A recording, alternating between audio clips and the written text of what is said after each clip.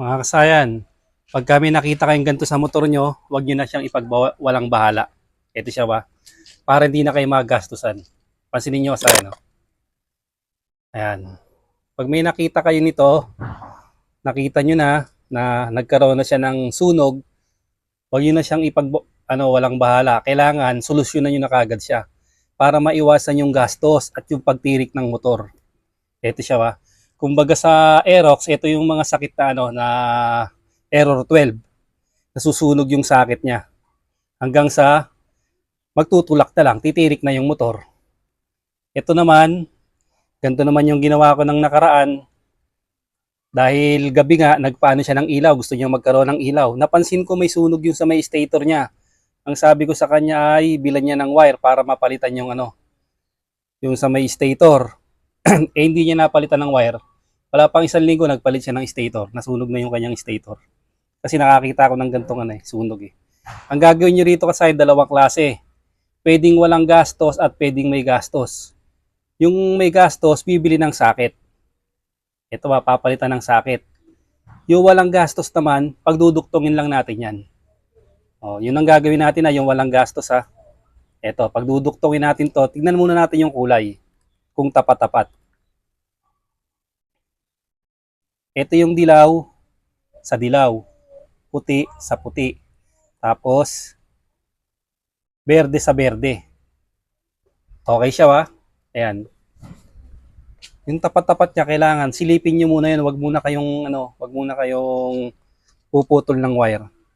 Pwede rin naman isa-isa lang muna para sigurado. Siya, halimbawa ganito yung gagawin natin para hindi kayo malito.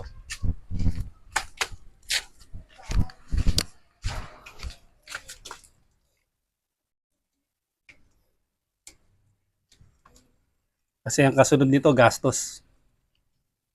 O kaya tirik. Ganito yung gagawin natin ha. Pagputol natin ng dilaw ay magkatapat siya. Tulin natin yung dilaw.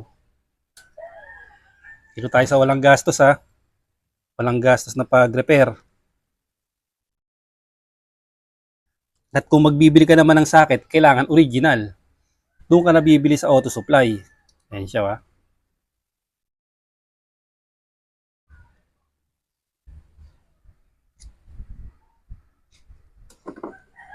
Para yung wire maganda yung wire. Siguradong hindi na siya mag-ano.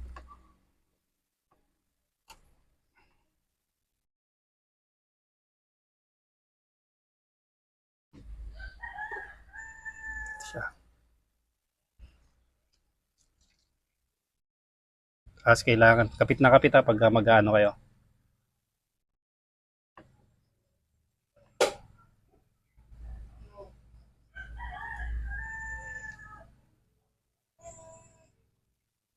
Kasi tatlong wire lang naman siya. Pwede na naman kaagad putulin kung gantong magkakakulay. Ayan o. Sundan natin yung puti.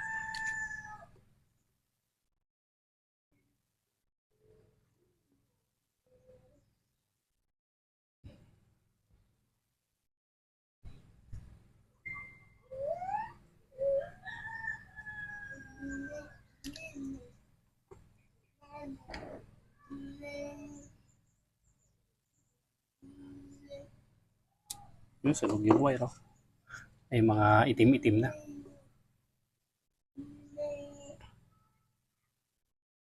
Ano to stator to papunta ito yung charging. Ayan yung dalawa na yan dahil full wave siya, parehas charging yung dalawa na yan. Yung puti at saka yung dilaw.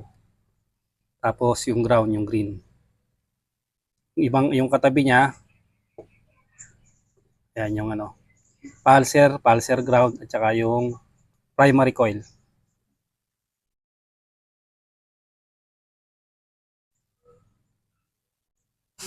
Hindi siya kapit na kapit.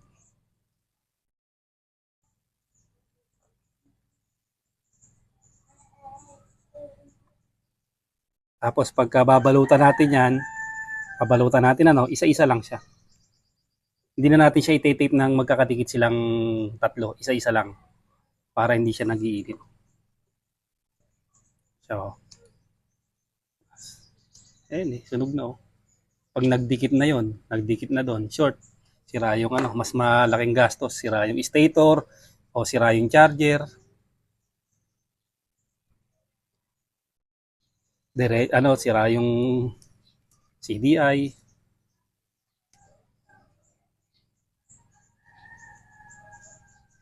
Eto, maiiwasan yung gastos dito. Tulad dito, walang gastos to. Konting electrical tape lang, pwede lang ipanghiram sa kapitbahay.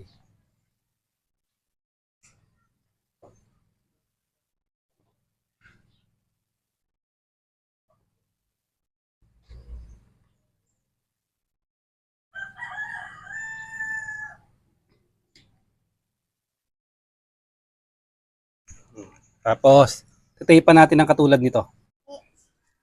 Nakasaya na tape na natin, no? Hindi na natin siya tatape, ano na, yung babalutan.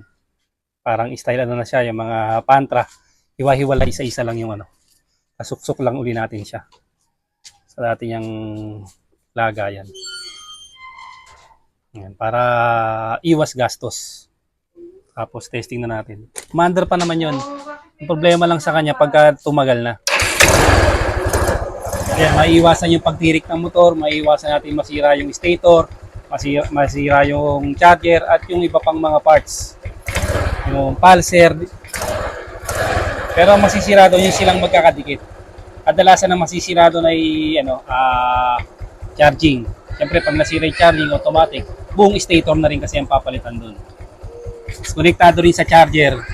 Para maaari ding masira yung charger. Ganun lang kasayang pag may nakita kayo na sunog yung ano, sunog yung socket o sunog yung mga wire, ano nyo na kagad, remedyoan nyo na agad. Huwag nyo nang hintayin pa na magkaroon ng short circuit at siguradong may parts na masisira at maaari pa kayong matirikan sa daan. Hanggang dito na lang mga kasayan. Salamat sa panonood.